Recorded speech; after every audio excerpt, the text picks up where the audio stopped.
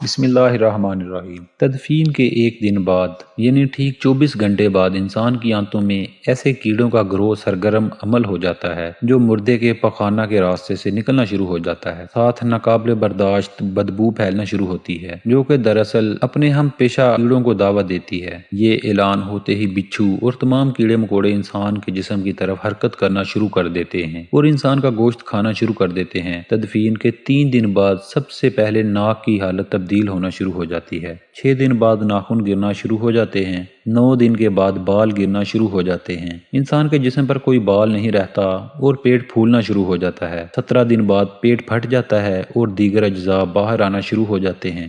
60 دن بعد مردے کے جسم سے سارا گوشت ختم ہو جاتا ہے۔ انسان کے جسم پر بوٹی کا ایک ٹکڑا باقی نہیں رہتا۔ 90 دن بعد تمام ہڈیاں ایک دوسرے سے جدا ہونا شروع ہو جاتی ہیں۔ 1 سال بعد ہڈیاں بوسیدہ ہو جاتی ہیں اور بالآخر جس انسان کو دفنایا گیا تھا اس کا وجود ختم ہو جاتا ہے۔ تو میرے دوستو، غرور، تکبر، حرص، لالچ، گھمنڈ، دشمنی، حسد، بغض، جلن، عزت، وقار، نام، عہدہ، بادشاہی، یہ سب کہاں جاتا ہے؟ سب کچھ خاک میں مل جاتا ہے۔ انسان کی حیثیت ہی کیا ہے؟ مٹی سے بنا ہے، مٹی میں دفن ہو کر مٹی ہو جاتا ہے۔ 5 یا 6 فٹ کا انسان قبر میں جا کر بے نام و نشاں ہو جاتا ہے۔ دنیا میں اکڑ کر چلنے والا، اپنے آپ کو طاقتور سمجھنے والا، دوسروں کو حقیر سمجھنے والا، دنیا پر حکومت کرنے والا، قبر میں آتے ہی اس کی حیثیت صرف مٹی رہ جاتی ہے۔ لہذا انسان کو اپنی ابدی اور ہمیشہ کی زندگی کو خوبصورت اور پرسکون بنانے کے لیے ہر لمحہ فکر کرنی چاہیے، اللہ کو یاد کرنا چاہیے، ہر نیک عمل اور عبادت میں اخلاص پیدا کرنا چاہیے اور خاتمہ بالخیر کی دعا کرنی چاہیے۔ اللہ تعالیٰ مجھے اور آپ سب کو